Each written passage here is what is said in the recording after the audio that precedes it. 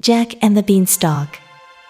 Once upon a time, there was a poor boy named Jack who lived with his mother in a small cottage. They had a cow named Milky White, who was their only source of income. But one day, Milky White stopped giving milk, and they had no money to buy food. Jack, we have no choice. We have to sell Milky White and buy some bread.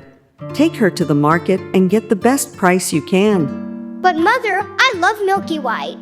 She's my best friend. I know, son, but we have to survive. Now go on, and don't come back until you sell her. So Jack took Milky by the rope and set off to the market. On the way, he met a strange man who wore a cloak and a hat. Hello, young lad.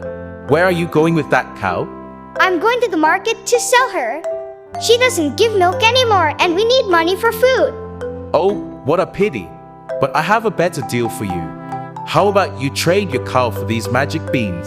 The strange man showed Jack 5 beans in his hand. They were shiny and colorful, and Jack was curious. Magic beans? What do they do? They can do anything you want. They can make you rich, powerful, happy, or anything else. All you have to do is plant them in the ground and wait for them to grow. Really? That sounds amazing. Yes, really. Trust me, these beans are worth more than your cow. Here, take them and see for yourself. The strange man gave Jack the beans and took Milky White by the rope. Jack was so excited that he didn't notice the man's wicked smile as he walked away with the cow. Thank you, sir. Thank you for these magic beans. I can't wait to plant them and see what happens. Jack ran back home with the beans in his pocket. He was eager to show them to his mother and tell her about the great trade he had made. Jack, where have you been? Did you sell Milky White? How much did you get for her? Mother, you won't believe it. I met a man who gave me these magic beans for a cow. Jack showed his mother the beans and explained how they could do anything he wanted. Magic beans? Are you kidding me? You traded our cow for some worthless beans. How could you be so foolish? Jack's mother was furious. She grabbed the beans from Jack's hand and threw them out of the window. You stupid boy. You've ruined us. Now we have nothing to eat or sell. Go to your room and don't come out until morning. Jack's mother scolded him and sent him to bed without supper. Jack felt ashamed and sad. He wished he had never met the strange man or traded his cow for the beans. He lay down on his bed and cried himself to sleep. Meanwhile, outside the cottage, something magical was happening. The beans that Jack's mother had thrown out of the window had landed on a patch of soil. As soon as they touched the ground, they began to sprout and grow. They grew faster and faster until they reached the sky.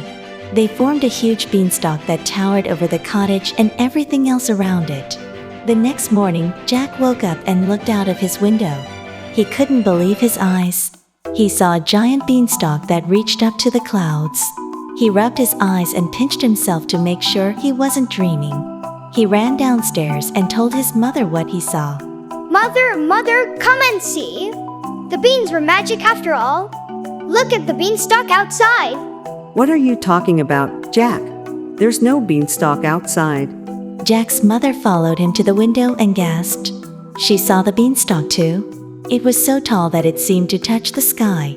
Oh my goodness. What is that? How did it grow so fast? It must be the magic beans. They sprouted overnight and grew into this beanstalk. I wonder what's up there. Don't be silly, Jack. There's nothing up there but clouds and birds. And don't you dare climb that beanstalk. It's too dangerous. You could fall and break your neck. But Mother, I'm curious. Maybe there's something wonderful up there. Maybe there's a land of giants and treasures. Giants and treasures? Don't be ridiculous, Jack. There's no such thing as giants and treasures. Now come inside and have some breakfast. We have some bread and cheese left from yesterday. Jack's mother dragged him inside and made him eat some bread and cheese. But Jack couldn't stop thinking about the beanstalk and what might be up there. He decided to sneak out of the house and climb the beanstalk when his mother wasn't looking. He waited until his mother was busy washing the dishes. Then, he ran outside and grabbed hold of the beanstalk. He began to climb up, higher and higher, until he reached the clouds. He pushed aside the clouds and saw a sight that amazed him. He saw a land of giants and treasures. He saw a castle that was so big that it looked like a mountain. He saw fields of golden wheat that were as tall as trees. He saw fountains of milk and honey that flowed like rivers. He was filled with wonder and excitement.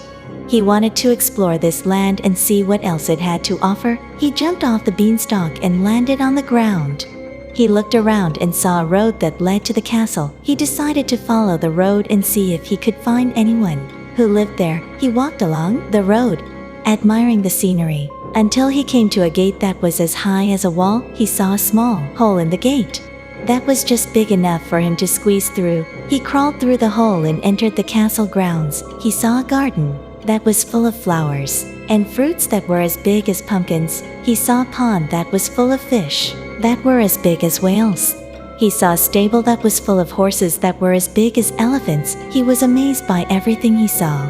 He felt like he was in a dream, but then he heard a sound that made him shiver with fear. He heard a loud roar that shook the ground.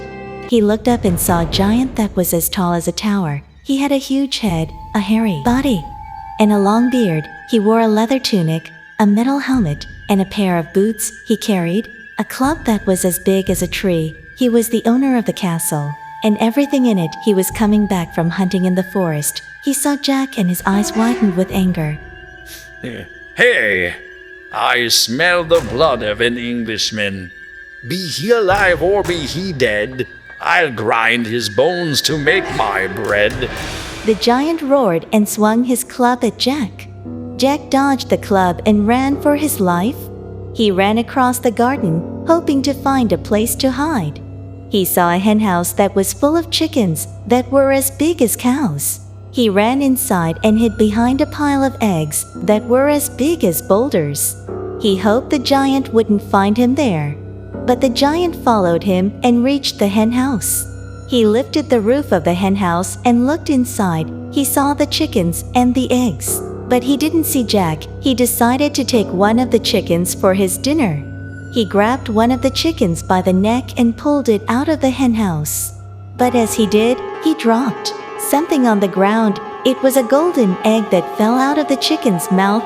Jack saw the golden egg and realized that it was one of the treasures that the giant had. He decided to take it and escape from the giant. He waited until the giant turned his back. Then he grabbed the golden egg and ran out of the henhouse. He ran towards the beanstalk, hoping to climb down and go back home. But the giant heard him and turned around. He saw Jack running away with his golden egg and roared with rage. Hey, you little thief! Give me back my golden egg! You'll pay for this. The giant chased after Jack, swinging his club and stomping his feet. Jack ran as fast as he could, but he knew he couldn't outrun the giant. He reached the beanstalk and began to climb down, holding on to the golden egg with one hand. The giant reached the beanstalk too and began to climb down after him, breaking off branches with his club.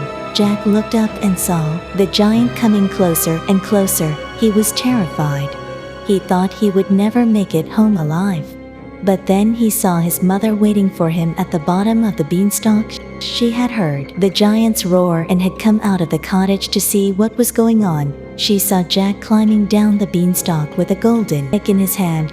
She also saw the giant following him and trying to catch him. She was shocked and scared, but she also had an idea. She ran into the cottage and grabbed an axe. She ran back outside and waited for Jack to reach the ground. Jack, hurry up. The giant is coming. I have an axe here. We have to cut down the beanstalk. Mother, I'm almost there. Just a little more. Jack reached the ground and jumped off the beanstalk. He ran to his mother and gave her the golden egg. He told her how he had found it in the giant's castle and how he had escaped from him. His mother was amazed and proud of him. But she also knew they had no time to waste. She handed him the axe and told him to chop down the beanstalk as fast as he could. Jack, take this axe and cut down the beanstalk. It's the only way to stop the giant from coming after us. Hurry up before he gets here. Okay, Mother, I'll do it. Jack took the axe and swung it at the beanstalk. He chopped and chopped, making a deep cut in the stem. The beanstalk began to shake and tremble. The giant felt the beanstalk moving and looked down. He saw Jack cutting down the beanstalk and realized what he was doing. He was furious and scared. He tried to climb down faster, but he was too big and heavy. He lost his balance and fell off the beanstalk. He crashed to the ground with a loud thud, making a huge hole in the earth. He was dead. Jack and his mother heard the giant's fall and looked at each other. They were relieved and happy. They had defeated the giant and saved themselves. They hugged each other and thanked God for their miracle. They looked at the golden egg that Jack had brought with him. It was shining brightly in the sun. They realized that it was worth more than anything they had ever owned. They decided to sell it and buy a new cow, a new cottage, and everything else they needed. They lived happily ever after.